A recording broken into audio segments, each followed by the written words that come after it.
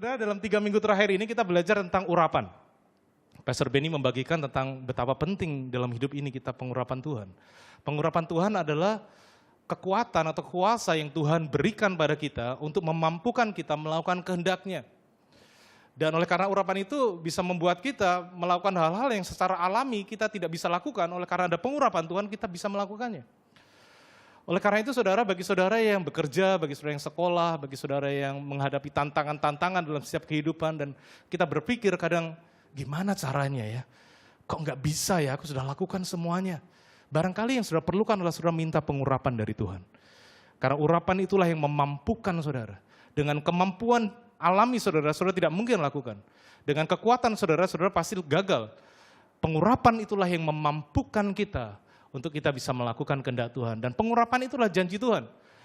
Di 2 Korintus 1 ayat 21 dikatakan sebab Dia yang telah meneguhkan kami, ini yang dikatakan Paulus kepada jemaat di Korintus, meneguhkan kami bersama-sama dengan kamu, bersama-sama dengan orang percaya di Korintus, ini juga bagi setiap kita yang percaya, di dalam Kristus adalah Allah yang telah mengurapi. Jadi kita yang di dalam Kristus, kita memiliki Allah yang mengurapi kita. Urapan itu ada di dalam diri kita. Bagian kita adalah kita menerima dengan iman dan mulai berjalan, melangkah dengan iman sesuai dengan urapan yang kita minta dari Tuhan. Tuhan adalah Allah yang telah mengurapi. Syaratnya adalah satu, di dalam Kristus. Di dalam Kristus Dia adalah Allah yang telah mengurapi kita. Urapan itu ada. Bedanya dengan talenta adalah talenta itu sesuatu yang Tuhan sudah berikan sejak kita lahir. Secara alami kita bisa melakukannya. Tapi kalau urapan itu sesuatu yang kita tidak bisa dan Tuhan memampukan kita sehingga kita bisa. Itu pengurapan Tuhan. Dan bukan hanya Tuhan adalah Allah yang telah mengurapi, ayat 22 dikatakan memeteraikan tanda milik-Nya atas kita dan memberikan Roh Kudus di dalam hati kita sebagai jaminan dari semua yang telah disediakan untuk kita. Jadi bukan hanya Tuhan mengurapi, memberikan urapan bagi setiap saudara untuk bisa melakukan kehendak-Nya. Alkitab mengatakan Tuhan memeteraikan tanda milik-Nya atas kita. Saudara, meterai itu kalau kita biasa pakai ya, meterai 6000 itu adalah sebuah alat bukti yang bisa dipakai untuk pengadilan. Saya membaca di hukum online, kalau sebuah perjanjian atau surat pernyataan dibuat tanpa meterai, sebenarnya sudah sah. Tetapi kalau akan dipakai sebagai alat bukti di pengadilan, itu tidak sah karena tidak ada meterai. Nah, Alkitab juga banyak berbicara tentang hal-hal itu, tentang meterai. Banyak meterai, ada meterai untuk sebuah perjanjian, ada meterai itu adalah sebuah surat, ada meterainya, itu sungguh-sungguh sah, betul-betul tidak palsu. Ada juga meterai tanda milik. Ya, seperti kalau di peternakan, biasanya di luar negeri, saya nggak tahu kalau di Indonesia juga ada seperti itu. Biasanya ternak-ternak, sapi, itu biasanya akan dicap. Ada cap terbuat dari besi, dipanaskan dulu, kemudian dicap, ada logonya di sana. Itu artinya tanda milik dari orang-orang tertentu tersebut. Nah saudara, saat saudara percaya kepada Kristus, Tuhan cap saudara dan katakan, kau milikku. You are mine. Kita adalah milik Allah, ada amin saudara. Kita milik Allah, kadang kita nggak sadar itu. Kadang kita terfokus pada apa yang kita miliki, apa yang kita punyai. Kita lupa bahwa sebenarnya siapa yang memiliki kita itu jauh lebih penting daripada siapa atau apa yang kita miliki. Fokus kita kadang terlalu pada apa yang kita miliki, apa yang belum kita miliki, apa yang perlu kita miliki, apa yang kita inginkan. Kadang fokus kita di sana. Kadang kita pikir itu yang terpenting. Tapi pada hari ini biar siap kita dibukakan kebenaran bahwa siapa yang memiliki saudara dan saya, itu lebih penting dari apa yang sudah miliki di tangan saudara pada hari ini. Lebih penting daripada uang yang sudah miliki, pekerjaan yang sudah miliki, keluarga yang sudah miliki, semua yang sudah miliki. Siapa yang memiliki saudara, itu lebih penting. Allah penguasa langit dan bumi, Dialah Allah yang mengurapi, memeteraikan, dan bahkan memberikan Roh Kudus sebagai jaminan bagi kita. Dan hari ini kita akan belajar tentang pribadi yang begitu luar biasa. Yang sudah menaruh seal of property dalam diri kita, meterai, tanda milik dalam hidup kita, yaitu Allah. Dia adalah Allah yang setia. Saya berikan tema kesetiaan dari ikat janji Tuhan. Dan hari ini kita akan belajar dari 3 kisah di Alkitab yang menceritakan bagaimana Tuhan yang kita sembah adalah Allah yang setia dengan ikat janji yang dibuatnya. Yang pertama kita akan belajar dari perjanjian Allah dengan Abraham. Di Alkitab mulai dari Kejadian 12, Allah sudah membuat perjanjian dengan Abraham. So, Tuhan panggil Abraham keluar dari Ur, Tuhan sudah panggil dia dan Tuhan katakan, aku akan membuat engkau menjadi bangsa yang besar, namamu masyhur, engkau akan menjadi berkat, engkau akan diberkati dan olehmu seluruh kaum di muka bumi akan beroleh berkat. Di Kejadian 12. Tapi kemudian di Kejadian pasal yang ke-15 Tuhan meneguhkan perjanjiannya lagi. Karena dikatakan di sana waktu itu Abraham mengatakan kepada Tuhan, Tuhan ya saya bersyukur jadi bangsa yang besar, tapi apa yang aku miliki nanti akan diwariskan kepada hambaku karena aku tidak punya keturunan. Abraham mengatakan demikian. Dan kemudian Tuhan bawa dia keluar dari kemahnya dan suruh memandang ke langit. Abraham, apa yang kau lihat? Dan Tuhan katakan, seperti itulah nantinya keturunanmu. Sebanyak itulah keturunanmu. Jadi Tuhan kembali meneguhkan perjanjiannya, bahwa Tuhan akan menjadikan keturunan Abraham seperti bintang-bintang di langit, seperti pasir di laut. Ada janji yang begitu luar biasa yang Tuhan berikan pada Abraham. Tapi apa yang terjadi di pasal berikutnya, saudara? Karena diojo-ojo oleh Sarah, akhirnya Abraham punya anak dari budaknya, dari hambanya, Hagar, punya Ismail. Kita mungkin pernah belajar bahwa itu karena Abraham tidak sabar menunggu janji Tuhan. Dia berusaha menolong Tuhan dengan caranya sendiri. Dia tidak sabar untuk, Tuhan kapan ini kok nggak ada, aku udah tambah tua. Deadline-nya sudah semakin dekat. Sudah semakin tidak mungkin, akhirnya dia berusaha mungkin Tuhan mau pakai cara lain. Dan akhirnya punya Ismail, dan karena itulah kita sekarang punya konflik di Timur Tengah yang tidak ada habisnya.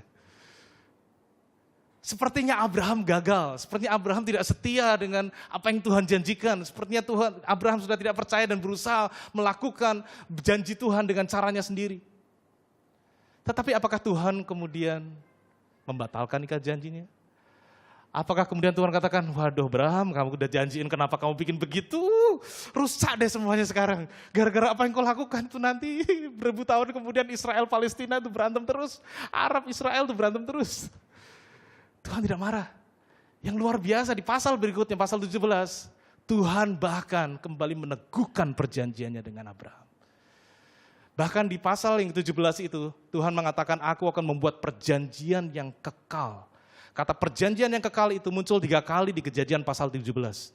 Di pasal 15, pasal 12, Tuhan juga membuat perjanjian tidak ada kata kekal. Hanya di pasal 17, setelah Abraham punya anak Ismail, bukan dari Sarah istrinya. Disitulah dia kemudian Allah datang kembali kepada dia dan meneguhkan perjanjiannya. Perjanjian yang kekal. Apa artinya perjanjian yang kekal? Kekal adalah everlasting. Ya, salah satu contohnya di ayat yang ke-7, pasal yang ke-17. Aku akan mengadakan perjanjian antara aku dan engkau, serta keturunanmu turun-temurun, menjadi perjanjian yang kekal, supaya aku menjadi Allahmu dan Allah keturunanmu. Perjanjian yang kekal artinya perjanjian yang tidak akan ada habisnya. Perjanjian yang tidak mungkin batal di tengah-tengah. Perjanjian yang tidak mungkin karena sesuatu dan lain hal dibatalkan atau berhenti. Kekal artinya tidak ada habisnya, tidak ada endingnya. Dan Tuhan memberikan janji itu, perjanjian yang kekal itu, setelah Abraham sepertinya gagal dalam setia dengan janji kepada Tuhan.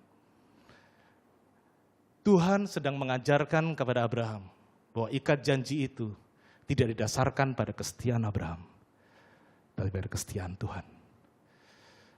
Ikat janji, kalau Tuhan membuat ikat janji, dasarnya adalah bukan pada kesetiaan manusia, tapi kesetiaan Tuhan.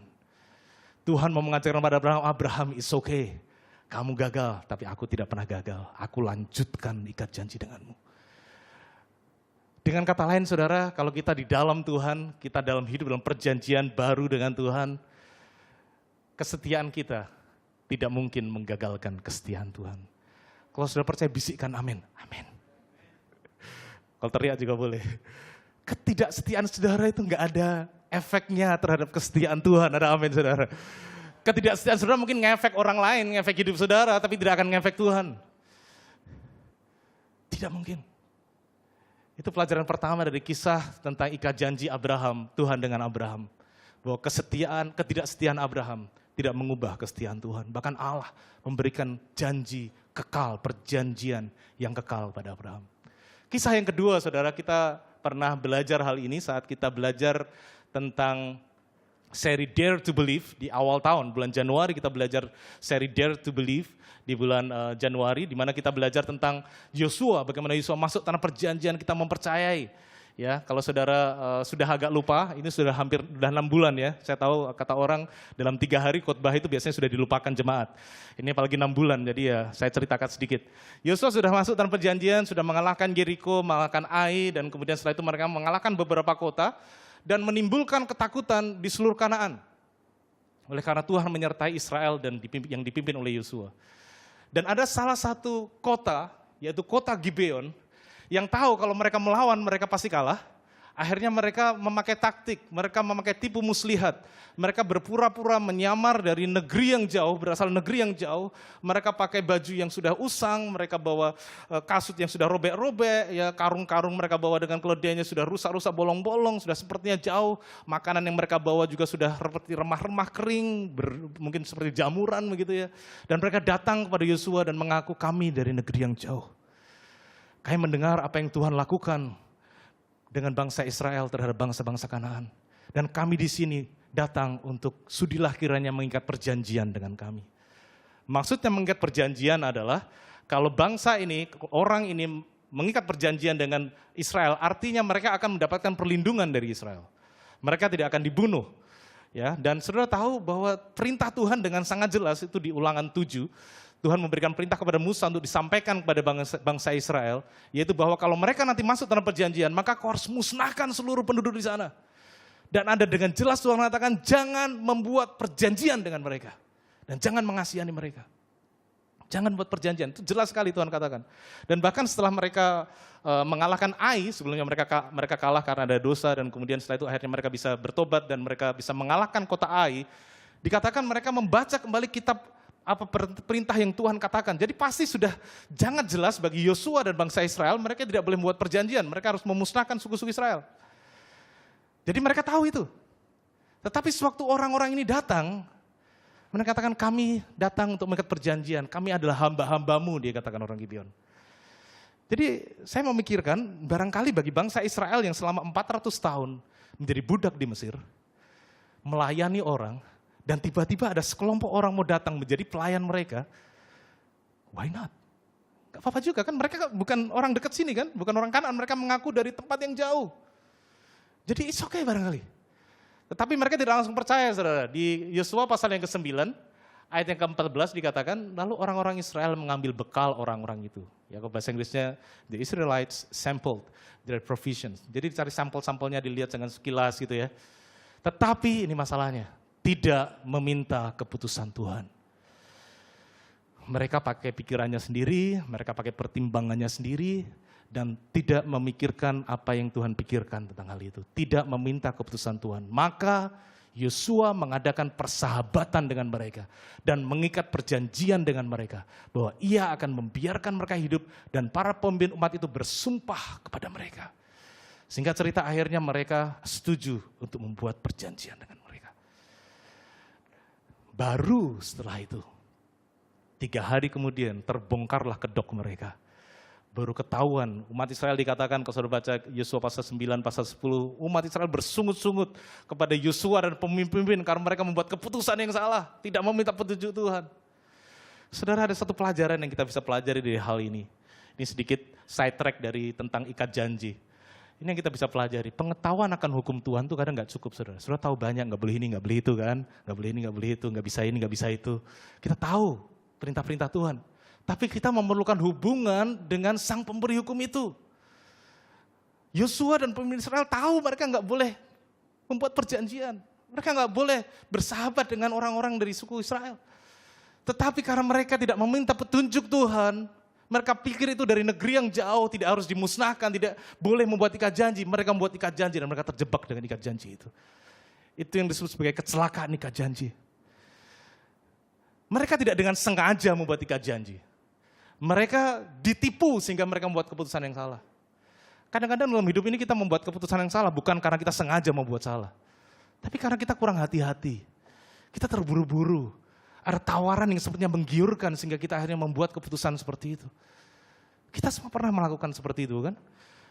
Ya, saya pernah satu kali disuruh istri saya membayar tagihan kartu kredit. Dan saya belajar dari gembala saya di Jakarta, Pak Yahya, waktu itu semua kartu kredit kamu harus pastikan harus bayar full. Jangan pernah minimum, jangan pernah kurang. Full, artinya kamu jangan pakai itu untuk, jadi saya selalu begitu, saya selalu bayar full. Sampai Waktu itu karena ya mungkin gara-gara sosial media, saya lupa ya gara-gara apa, mungkin nggak konsen gitu ya. Karena sosial media bikin nggak konsen, apalagi sekarang ada Pokemon Go, bikin orang kadang nggak peduli privasi orang lain segala macam, bisa bahaya. Mungkin karena itu nggak konsen barangkali ya. Saya kurang 1 digit. Dan akibatnya memang cukup fatal, beberapa ratus ribu harus dibayar untuk denda karena gara-gara salah tekan. Itu kesalahan yang terjadi bukan karena saya sengaja ingin membuat kerugian di keluarga saya, bukan. Karena saya kurang hati-hati. Yosua dan bangsa Israel nggak hati-hati. Mereka tahu itu nggak boleh, tetapi mereka tidak meminta tuntunan Tuhan sehingga mereka membuat kesalahan. Bangsa Israel waktu itu tidak memiliki apa yang kita miliki saat ini. Mereka tidak punya sumber informasi. Saya bisa bayangkan kalau orang-orang Gibeon datang pada Yosua dan bangsa Israel dan kemudian ditanya, kamu datang dari mana? Kami datang dari negeri A. Kemudian Yosua tinggal kasih tahu asistennya, cek daerah mana itu. Jauh atau dekat dari sini. Google Map. Mereka tidak punya itu. Jadi mereka hanya melihat dari apa yang dari tipu daya atau baju-baju bekas yang kayaknya benar. Mereka hanya melihat dari situ. Mereka terbatas informasinya. Nah saudara, kebalikannya adalah hidup kita saat ini. Kita hidup di dalam zaman di mana kita sangat kaya dengan informasi. Kebanyakan informasi, overload informasi. Sehingga kita kadang nggak tahu mana yang benar, mana yang salah. Si A bilang gini, si B bilang begini. Si A postingnya begini, benar atau tidak itu? Benar bangun beneran kayak gitu atau tidak? Benar olahraga atau tidak? Seperti Yehuda minggu lalu. Kita kadang nggak tahu. Banyak informasi itu berbahaya. Jadi sebenarnya hal yang kita bisa belajar hari ini adalah bahwa kebutuhan orang yang kekurangan informasi, bangsa Israel, orang-orang di desa mungkin saat ini nggak terjangkau internet, dan orang yang kebanyakan informasi seperti saudara dan saya, orang-orang yang aktif di sosial media yang selalu lihat berita-berita online, masalah dari online segala macam, dari WhatsApp, dari BB dan segala macam adalah sama. Tidak peduli itu ribuan tahun yang lalu, zaman kuno bahula dengan kita saat ini kebutuhannya sama, karena manusia kebutuhannya sama. Stylenya aja yang bikin beda, tapi kebutuhannya sama, kita semua butuh pimpinan Tuhan. Bahkan kita saat ini lebih sulit, karena sumbernya terlalu banyak. Kita kadang nggak tahu ini mana yang benar. Semua informasi tersedia dan itu membuat kita bingung. Kita semua butuh pimpinan Tuhan. Kalau saudara percaya bisikkan amin. Amin. Kita butuh pimpinan Tuhan. Kita kembali ke ceritanya saudara. Jadi nasi sudah menjadi bubur, ya kata di salah satu grup WA ya kalau sudah menjadi bubur tinggal dikasih ayam, tinggal dikasih kacang, tinggal dikasih apa segala macam jadi bubur ayam. Nasi sudah menjadi terlanjur. Jadi waktu itu akhirnya mereka memutuskan karena tidak bisa lagi membinasakan orang ini karena terikat ikat janji. Mereka dijadikan budak, mereka dijadikan pelayan yang ngambil air, melayani di perkemahan orang Israel. Mereka dibiarkan hidup. Kalau mungkin ceritanya berhenti di sana, tidak akan ada masalah. Masalahnya adalah, ini yang terjadi di pasal yang ke-10. Lalu kelima raja orang Amori itu berkumpul dan bergerak maju. Ada Raja Yerusalem, Raja Hebron, Raja Yarmut, Raja Lakis, dan Raja Eglon. Mereka beserta seluruh tentara mereka. Mereka berkemah mengepung Gibeon dan berperang melawannya. Mereka mau mengepung melawan menyerang Gibeon karena Gibeon dianggap berkhianat. Gibeon seharusnya ikutnya koalisi raja-raja orang Amori ini. Harusnya ikut koalisi yang mempertahankan negeri mereka menghadapi serbuan dari orang Israel. Tetapi alih-alih mereka bergabung dengan koalisi, orang-orang Gibeon justru membelot dan bergabung dengan musuh mereka. Itu membuat mereka, orang-orang kelima raja ini begitu marah kepada orang Gibeon. Itu masalahnya. Jika waktu itu Yosua dan bangsa Israel tidak membuat ikat janji dengan mereka, barangkali mereka akan lawan ini satu persatu. Seperti contohnya lawan Yeriko satu, lawan Ai satu, nanti lawan Yerusalem satu, lawan Eglon satu persatu. Tapi gara-gara kesalahan ikat janji yang dibuat oleh Yosua, mereka harus langsung melawan 5 koalisi, dikeroyok langsung. Dan kemudian apa yang terjadi? Ayat selanjutnya, lalu orang-orang Gibeon itu menyuruh orang kepada Yosua ke tempat perkemahan di Gilgal. Jadi orang Gibeon masih tinggal di kota Gibeon, mereka aman, tidak akan diserbu oleh orang Israel, sampai kemudian mereka dikepung oleh 5 raja itu. Dan mengatakan, jangan menarik tanganmu daripada hamba-hambamu ini. Datanglah dengan segera kepada kami, lepaskanlah kami, dan bantulah kami. Sebab semua raja orang Amor yang diam di pegunungan telah bergabung melawan kami. Ya, Gibeon tahu bahwa mereka sekarang berada dalam ikat janji. Ya ini mirip kalau konteks sekarang seperti fakta pertahanan. Fakta pertahanan yang masih ada, fakta pertahanan Atlantik Utara atau NATO. Itu yang dipimpin oleh Amerika. Negara-negara mantan atau pecahan Uni Soviet waktu itu banyak yang bergabung dengan NATO. Negara-negara kecil yang secara militer tidak kuat, tapi mereka saat mereka bergabung dengan NATO, mereka menjadi kuat. Artinya kalau negara seperti Albania contohnya, negara yang kecil secara militer lemah, kalau misalnya Rusia mau menginvasi Albania, maka mereka Rusia sebenarnya berhadapan dengan Amerika, dengan Inggris, dengan Prancis, dengan Jerman, seluruh anggota NATO. Jadi Gibeon tahu, saat mereka diserbu, saat mereka dikepung, dia datang kepada ikat janji itu. Dan yang luar biasa di ayat selanjutnya dikatakan, lalu Yosua bergerak maju dari Gilgal. Kalau saudara jadi Yosua, ini orang yang minta tolong ini penipu. Menipu mereka habis-habisan. Mengadalin mereka istilahnya gitu ya. Tetapi Yosua mau maju. Bahkan dikatakan dia dan seluruh tentara yang bersama-sama dengan dia, bahkan semuanya pahlawan yang gagah perkasa. The best fighting men. Kenapa Yosua mau menolong budak pelayan mereka? Orang yang jelas-jelas tipu dia. Jawabannya ini saudara, karena kesetiaan kepada ikat janji lebih utama daripada dengan siapa kita mengikat janji. Kesetiaan kepada ikat janji itu lebih utama daripada dengan siapa kita mengikat janji. Jika kita setia hanya karena Gibeonnya, jika Yosua setia karena Gibeonnya, maka dia tidak akan bantu. Ya sudahlah kamu diserang aja, terserah, itu urusanmu. Tetapi Yosua setia dengan ikat janji yang telah dia buat di hadapan Allah. Saudara, hari-hari ini banyak orang yang hidup satu dengan lainnya berdasarkan bukan ikat janji, tapi seperti kontrak. Nanti di akhir kita akan belajar perbedaannya. Artinya kalau kau setia, ya aku setia. Kalau kau nggak setia, saya nggak akan setia pada kamu. Itulah dunia. Tapi saat ikat janji dibuat di hadapan Allah, yang menjadi alasan mengapa kita setia adalah bukan orang dengan siapa kita mengikat janji, tapi adalah dengan ikat janji yang telah kita buat itu. Saya harap sudah mengerti maksudnya. Kadang-kadang dengan siapa kita mengikat janji, orangnya nggak setia, orangnya bencekno, orangnya nggak lakukan apa-apa. Ini orang Gibeon ini nggak lakukan apa-apa. Yang berperang itu nanti kalau sudah lihat sendiri, mereka nggak ikut perang. Yang perang itu Yosua dan bangsa Israel. Nggak ikut apa-apa. Dibelain. Saudara, perjanjian lama adalah bayangan dari kebenaran di perjanjian baru. Yosua adalah bayangan dari Yesus. Yosua, Yehosua, Yeshua, Jesus. Itu sama artinya, Allah yang menyelamatkan. Yosua dalam ketidaktahuannya ditipu, mengikat janji dengan orang-orang Gibeon. Yesus, Allah yang maha tahu, dalam kemahatauannya mengikat perjanjian dengan saudara dan saya. Dia tahu saudara bisa gagal, dia tahu saudara bisa tidak setia, and yet dia tetap mau mengikat perjanjian dengan saudara dan saya. Ini masuk ke kisah yang ketiga. Setelah kita belajar tentang perjanjian antara Allah dengan Abraham, perjanjian antara Yosua dengan Gibeon.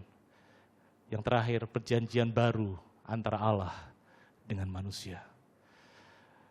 Di malam terakhir, sewaktu Yesus mengadakan perjamuan Paskah bersama dengan murid-muridnya, demikian juga ia mengambil cawan, 1 Korintus 11 ayat 25. Sesudah makan lalu berkata, cawan ini adalah perjanjian baru, new covenant, ikat janji yang baru. Saat Yesus datang ke dunia ini, dia mati di kayu salib, dia sedang membuat sebuah new covenant dengan umatnya. Dengan saudara dan saya yang percaya kepada dia, kita berada dalam new covenant yang dimeteraikan oleh darahku, yang dimeteraikan oleh darah Yesus. Kita yang percaya kepada dia saat ini berada dalam sebuah ikat janji. Artinya saudara, kalau saudara menghadapi permasalahan seperti Gibeon menghadapi permasalahan, maka yang akan bertindak bagi saudara bukan saudara, tapi Allah yang bertindak bagi saudara. Bukan karena saudara baik, tetapi karena perjanjian yang Tuhan telah buat dengan kita. Kalau kita baik, kalau kita tidak baik Tuhan, kalau ikat janji yang dari dunia, Tuhan tidak akan tolong kita karena perjanjiannya didasarkan pada dengan siapa kita mengikat janji. Kalau dia tidak setia, saya punya hak dong nggak setia. Kalau dia tidak mau memenuhi kewajibannya, saya tidak berkewajiban memenuhi kewajiban saya. Itu kontrak, itu perjanjian manusia. Tapi ikat janji dari Tuhan berbeda. Pertama alasannya karena ini sebagai umat perjanjian baru kita terikat dengan sebuah perjanjian yang tidak mungkin batal karena yang membuat perjanjian dengan kita adalah Allah yang setia. Sebagai umat perjanjian baru, saudara dan saya, kalau kita sebut sebagai umat perjanjian baru, artinya new covenant, ikat janji yang baru. Bukan ikat janji dengan Abraham, bukan ikat janji dengan Musa, bukan Adam, dengan Nuh. Ikat janji dengan Yesus, kita berada dalam perjanjian yang baru. Di mana perjanjian itu tidak mungkin batal. Karena siapa yang berjanji setia dan dia, bukan hanya karena dia setia, dia harus setia. Karena dia Allah yang adil, dia Allah yang berpegang pada hukum. Jadi bukan hanya karena Tuhan sayang pada saudara, tapi Tuhan harus menolong saudara. Karena kita terikat dalam sebuah perjanjian, ikat janji dengan dia. Karena Allah yang kita sembah adalah Allah yang setia. Jika kita tidak setia, dia tetap setia karena dia tidak dapat menyangkal dirinya. Jika kita faithless, ya, terjemahan lain dikatakan unfaithful. Kalau faithless artinya saat kita nggak punya iman, saat kita lemah, kita males, kita lagi galau, hey, Tuhan tetap setia. Tuhan tetap akan tolong saudara. Walaupun saudara nggak ada iman sekalipun. Saat saudara down, ya saya belum melihat filmnya, tapi istri Yuyun dan Nindita kemarin sempat nonton film berjudul Miracle from Heaven. Ya, itu cerita yang luar biasa kalau sudah pernah lihat pemainnya Jennifer Gardner. Cerita kisah nyata tentang keluarga Kristen yang anaknya mengalami masalah sakit yang rare ya, yang langka, masalah pencernaan dan susah segala macam bertahun-tahun. Sampai akhirnya imannya juga menjadi lemah. Iman istrinya sudah berdoa, didoakan segala macam, sepertinya nggak terjadi sesuatu. Saat dia faithless, Tuhan tetap faithful. Saya mengatakan pada saudara, saat saudara mengatakan, aduh saya sudah nggak ada iman lagi, it's okay. Tuhan tetap akan menolong saudara. Tuhan akan tetap tolong saudara. Karena bukan karena saudara baik, bukan karena saudara melakukan, saudara bayar perpuluhan, saudara melayani, bukan karena itu. Tapi karena dia setia dengan perjanjiannya. Karena kesetiaan pada ikat janji lebih utama daripada dengan siapa ikat janji itu dibuat. When we are faithless, kita tidak punya iman sekalipun, He remains faithful. Dia tetap setia. Saudara, kita dalam hidup ini banyak merusak. Ya, saya tipe orang yang gampang ngerusakin barang. Ya, kebalikannya istri saya sangat merawat barang. Dan sudah bisa bayangkan potensi konflik yang besar di sana. Saudara mungkin pernah ngerusakin handphone, jatuhin handphone, mecahin vas. Saudara pernah mecahin gelasnya rumah tetangga, jendela rumah tetangga. Saudara tumpahin kopi di baju. Saudara mungkin buat karpet orang jadi belang dan tidak bisa dibersihkan lagi. Saudara bajunya robek, saudara nabrak mobil orang, nerempet mobil orang. Saudara merusak banyak hal dalam hidup ini. Ya, dalam taraf yang lebih serius, kita mungkin bahkan sudah merusak hubungan. Karena kebodohan kita, karena ketidakhati-hatian kita kehilangan teman, kita kehilangan saudara. Ada hubungan yang rusak, kita punya potensi merusak. Dengan perkataan, dengan sikap, dengan perbuatan, kita bisa merusak banyak hal dalam hidup ini. Rusak bisnis, pekerjaan hancur, karena kesalahan kita barangkali. Kita punya potensi merusak. Tapi tahukah saudara ada sesuatu yang saudara tidak bisa rusak? Ikat janji Tuhan dengan saudara. Unbroken. Saudara coba sebaik yang saudara bisa lakukan. Perjanjian Allah dengan saudara, it's unbroken. Tidak bisa saudara rusak. Itu satu-satunya yang saudara nggak bisa rusak. Tidak akan bisa rusak. Perjanjian Allah dengan saudara. Karena itu tidak bergantung dengan siapa saudara. Tapi bergantung pada Dia yang setia. Kalau sudah percaya katakan amin. Saya akan tutup dengan sebuah tulisan dari hamba Tuhan dari Belanda bernama Henry Nouwen. Ya sebelum ke sana ini satu saya lupa. Hanya dari pribadi Allah yang setia inilah kita bisa mendapatkan kekuatan dan keberanian untuk hidup dalam kesetiaan. Saudara, di masa lalu barangkali kita pernah mengalami dikhianati. Ada orang-orang yang kita pikir tidak mungkin melakukan itu, tetapi somehow kita mengalami pengkhianatan. Kita mengalami kerugian gara-gara itu, kita disakiti. Atau sebaliknya saudara yang melakukan kesalahan. Saudara yang sudah menyakiti, saudara yang tidak setia, barangkali. Tapi pada hari ini biar setiap kita boleh datang kepada satu pribadi yang setia. Hanya kepada Dia yang sanggup untuk memulihkan segala sesuatu. Kalau saudara sudah pernah melakukan kesalahan, menghancurkan sesuatu, menghancurkan hubungan, menghancurkan sebuah membuat masalah, mari kita percaya saat kita datang pada Allah yang setia, bisa mengubahkan untuk kebaikan. Sewaktu Yosua membuat kesalahan, membuat ikat janji dengan Gibeon. Sepertinya kesalahan yang fatal, karena tiba-tiba harus melawan 5 raja. Tapi justru di sana, saat dia percaya dengan setia dengan ikat janjinya, dia setia membela Gibeon. Setelah itu dikatakan kalau sudah lihat, kemudian seluruh bangsa Kanaan kemudian ditaklukkan. Jadi kesalahan masa lalu tidak boleh mendikte kita akan keberhasilan di masa depan. Jangan izinkan kesalahan masa lalu saudara menentukan apa yang Tuhan sediakan di depan bagi saudara. Yang lalu sudah berlalu, Tuhan sudah ampuni. Tidak ada penuduhan dalam Yesus Kristus, ada amin. Bagi kita harus percaya, datang kepada Dia Allah yang setia, Dia sanggup memperbaiki, Dia sanggup memulihkan, Dia sanggup membuat untuk kebaikan kita. Ini yang dikatakan oleh Henry Nouwen, berbicara tentang ikat janji dan kontrak. Ketika Allah membuat ikat janji dengan kita, Allah berkata, aku akan mengasihimu dengan kasih yang kekal. Aku akan setia kepadamu. Bahkan ketika engkau lari daripada aku, menolak aku, atau mengkhianati aku. Itu ketika Allah membuat ikat janji dengan kita. Namun di dalam masyarakat kita tidak banyak berbicara mengenai ikat janji. Kita banyak berbicara tentang kontrak. Ketika kita membuat kontrak dengan seseorang, kita berkata, saya akan memenuhi bagian saya sepanjang Anda memenuhi bagian Anda. Jika Anda tidak melakukan apa yang Anda janjikan, saya tidak berkewajiban melakukan apa yang saya janjikan. Itu kontrak. Kontrak sering batal. Karena biasanya ada pihak yang tidak mau atau mungkin karena sesuatu dan lain hal tidak mampu untuk setia dengan perjanjian mereka. Sering batal. Tetapi Allah tidak membuat kontrak dengan kita. Allah membuat ikat janji dengan kita.